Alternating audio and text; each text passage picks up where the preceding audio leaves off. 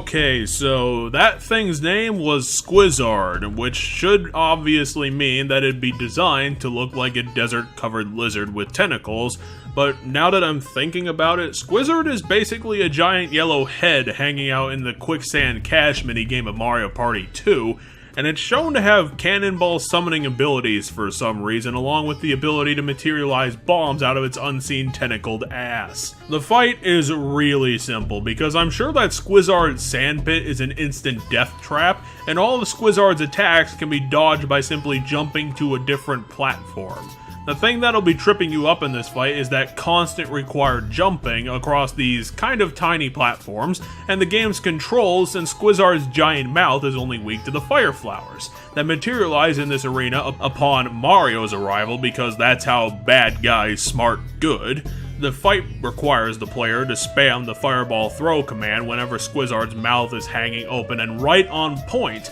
Squizzard doing this makes no sense other than this is a video game. The fire flower is controlled with a spin mechanic, meaning that the player has to spam the Wiimote shake around 10 times to get damage, and while the arena helps out the player massively in this fight, since all the sand is pointing inward into Squizzard's mouth, all the player has to do is vaguely point fireballs at Squizzard, and the hits will come, but the spamming of the shake command means that you'll be tripped up by nothing other than poor programming, which is ridiculous. Thankfully, this shoddy idea exists in only one point in a game of 240 stars, but that's not much of an excuse, and that's pretty much this whole boss fight done in. In the angered states, Squizzard will start summoning cannons to help, but they can be done in for 30 seconds by a single fireball, so they are barely worth mentioning. Squizzard is dead, and not even his Daredevil star could have made him interesting because he has such a derp-faced design and can't hit you. He's easily defeated, and there's no challenge to it other than the Wiimote having a tantrum and Nintendo not knowing what to do about that.